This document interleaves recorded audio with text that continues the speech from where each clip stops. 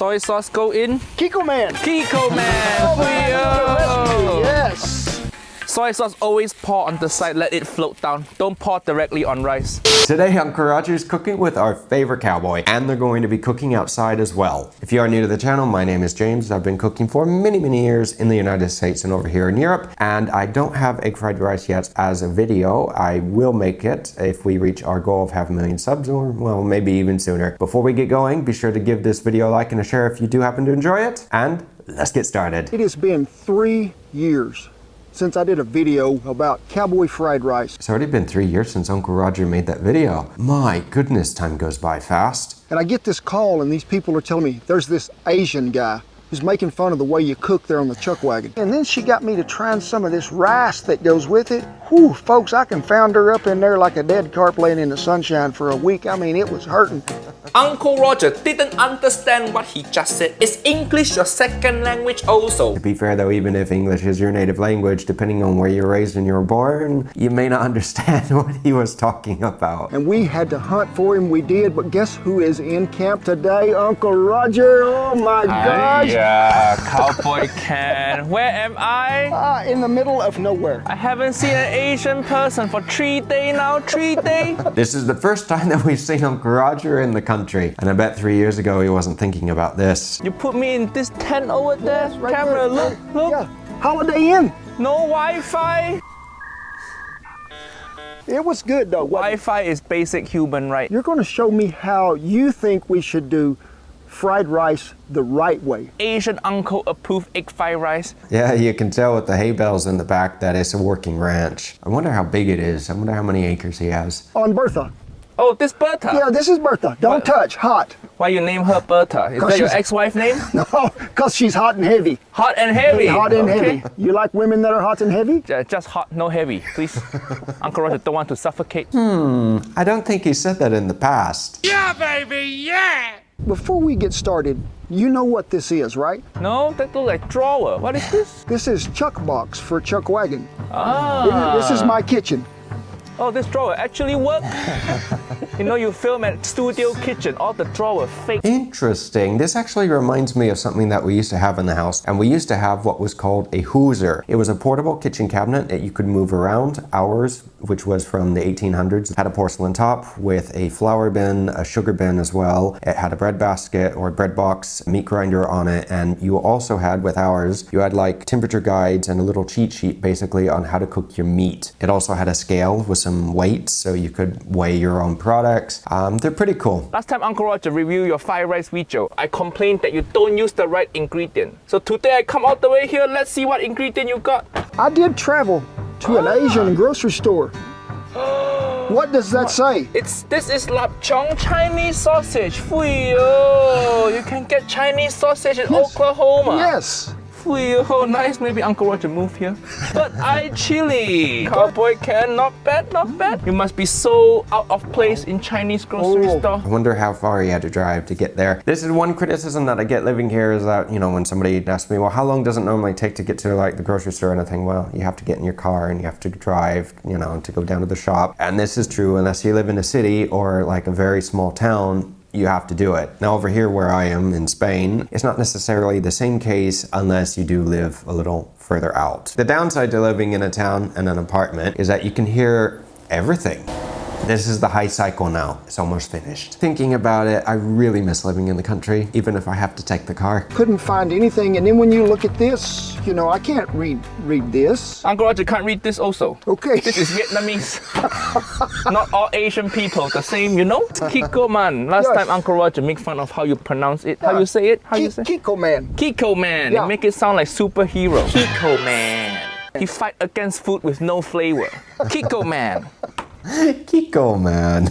Actually, I have some in my house. It's like literally one of the most common soy sauce brands. And I have rice that we have cooked, and it is chilled, because that is very important. Chilled rice. Where's the rice? It is in an ice chest somewhere. We'll have to find it. Is this treasure hunt for rice? You store rice in ice box? Yes. Not that one. It's like an Easter egg hunt. Uncle Roger seems a little out of his element being in the country. It's normal if you're not used to country life. And what do you call an egg? What I call an egg? Yeah. It's just egg? No, cackleberry. Cackleberry. Yeah. What is that? What is cackleberry? What does the chicken sound make? Cackleberry. Yes, or hen fruit. Why people got too much time on their hand? Just say egg. Cackleberries are not the same thing as dingleberries. Country humor. All the ingredients look good so far, but do you have the magic white powder? The cocaine of cooking. We don't do that here. Yo, nice. Look at this. You're gonna introduce MSG to cowboy cooking. That's good. Let's do it. Let's do it. Oh, look at that. Somebody is holding an iPhone. He also has like a little handheld device to hold it. Pretty cool. I don't use MSG when I cook. MSG getting bad rap in America, but that's not true. Monosodium glutamate found in all natural ingredients like tomato, cheese, mushroom got MSG also, you know?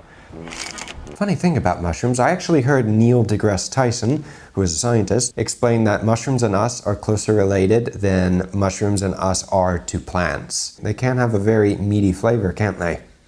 Come, Uncle Roger, show you how harmless it is. See? Want to try? Come, Uncle Roger, feed you.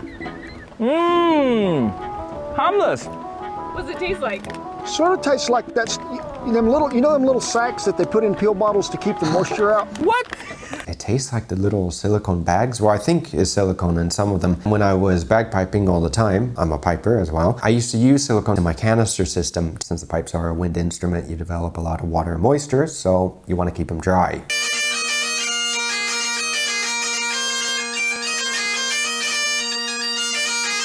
Any other pipers watching? So how was staying in the teepee? Teepee. Not good, not good. Uncle Roger almost dying. Almost died in You the just teepee? hear weird noise. It's very quiet out here, very peaceful. But every now and then you hear some sort of rustling noise and you go, is that raccoon or serial killer? You don't know. No reception, no Uber, no internet. Stop whining. Your kids are soft. It's amazing to think that not too long ago, it was mostly like this. We just had normal phones and not much Wi-Fi. Then when you chop green, Uncle Roger show you one cool technique. So you chop green onion like this, Yeah. you can chop normally. This okay. But if you want something nicer, you chop at a bias. Like this. It make the plating look good. Do y'all have to make your food look good to taste good? It depends how much you like the person. I think I know where Uncle Roger got this idea. By watching Auntie Esther cut her sexy scallions, as she likes to say. She cuts them very long. Garlic, very important ingredient. Asian people love garlic. Garlic is also have many medicinal properties. Ah, like what? It is a great antibiotic. Yeah, you won't get sick because nobody want to be close to you. That's right. Maybe I retire out here. Yeah, that's true. I have garlic breath. That's actually supposed to be what keeps vampires away, huh? I've had blood before, but not blood sausage. When were you drinking blood? Admit. Superstitions, or are they? Cowboy Kent, you should eat one first just to try it out, so you know how much you put in later. There's some heat there, but there's also a little bit of sweet, you know? Now, what Uncle Roger just said is a good idea, but when doing this, be a little careful because not every single chili you want to put in your mouth. There are some chilies, well, a lot of chilies that more likely you can't find them because they're more expensive and a little harder to find, but that are very spicy. Cackleberry, right. hen fruit. Hen fruit. And do you do this at home? Just throw them out here for the possums and the raccoons? Again, depend how much you like the person.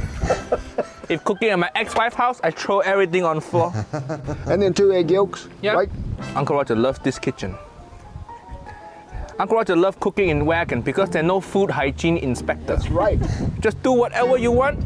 If people eat your food and die, you just push this cart away. Nobody can find you. Yes, there you go. Yeah, well, if you have a food truck, you can't really do the same thing because, you know, you're registered, so if you just drive away, they can still get you. You use whisk. Nice, nice. Asian See, people, we just look. use chopstick. Can't roll in, cowboy can't whisk. Do you have chopstick here? No. We can go pick off some branches off the tree. That take too long. Go pick off a few branches, go find a few twigs to use. Yo, look at this. Oh, this walk too heavy. Let me have part of it. Well, that does look heavy because, I mean, just look at Uncle Roger, huh? He's like struggling to pick this thing up. You have to lift with your back. This wok heavier than my ex-wife, and she got diabetes. Ah, nice. What this wok made of? It is a tandem disc that they would plow the highway with. What? And it used to be bolted on like to a whole bunch of them. So you take this that from off. the highway? Yes. You're And just eating the road? No, it's been cleaned and seasoned. Did he just break character? It kind of looks like it. He looks like he's genuinely surprised. Bertha has got it 1,000 degrees hot, killed all the germs. Okay. It is good. Let me push the fire down there.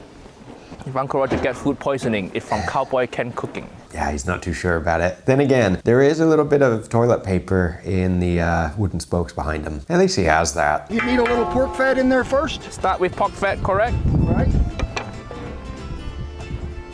First step, garlic and shallot. Nice. You want it sizzling like that? Once it starts to smell good and little bit brown, we put Chinese sausage in there. Egg and rice have to go in very quickly. Keep stirring. Don't let the egg get too solid. Good, good, good. It is fun to cook outside, it's just that when you do, you have to deal with the elements. At least, they don't really have to worry about the wind because they are cooking on a stovetop. But still, you know, it's outside, you still have to deal with it. When egg a little bit fluffy, put the rice in. Maybe a bit more pork lard also. If it's getting a bit dry, put a bit more pork lard in. See, we don't measure, we just use feeling. Yes. But get the clumps out. Yes, correct, correct. Soy sauce go in. Kiko Man. Kiko man! Yo! Yes. Soy sauce always pour on the side, let it float down. Don't pour directly on rice. Because you pour on rice, it's gonna be uneven.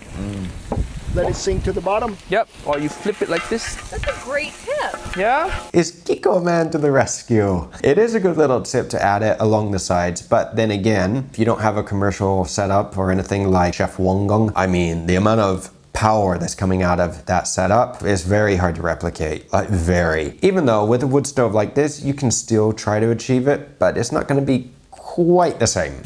So you go like this more. Some white pepper.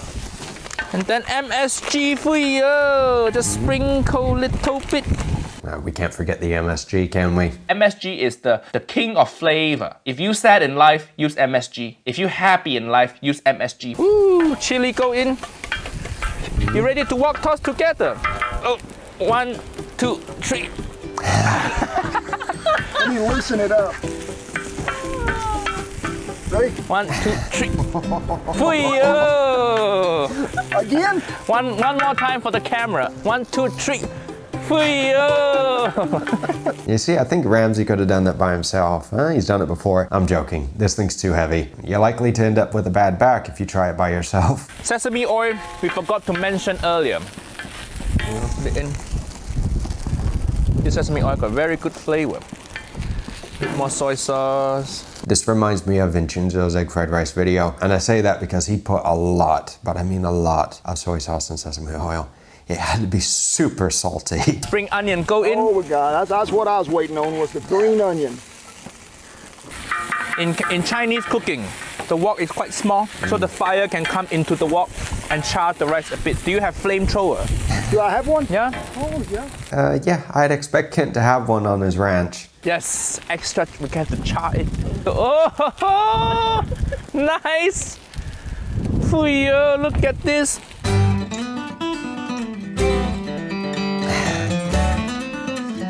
Wait 1 minute. What is all this little white powdery stuff on the outside of the wok? I don't think it's MSG. It could be ash. Because remember, it is a little windy in the video. Well, it's actually windy here too, where I am today. And they are using a wood fireplace, so it's possible.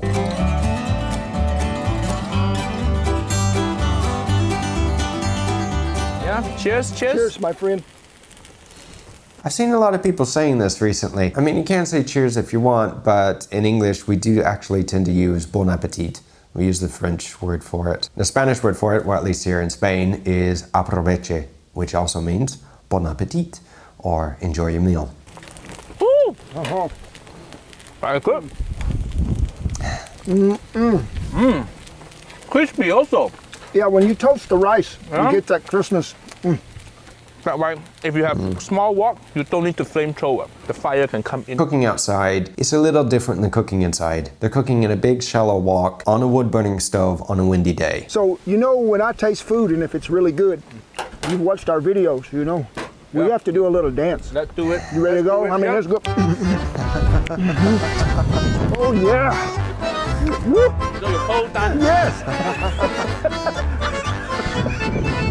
It looks like both of them have had a bunch of fun. Actually quite good. Yes. And Uncle Roger learning a lot cooking with cowboy utensil. Yes. Nice. Uncle Roger impressed, so I'm gonna call you Uncle Cowboy from now on. My Please. gosh, I am so honored, Uncle Roger. Uncle Cowboy. Uncle Cowboy. There we go. I am Welcome honored. to my house anytime. I will be over tomorrow. Yeah, I got Wi-Fi, you know.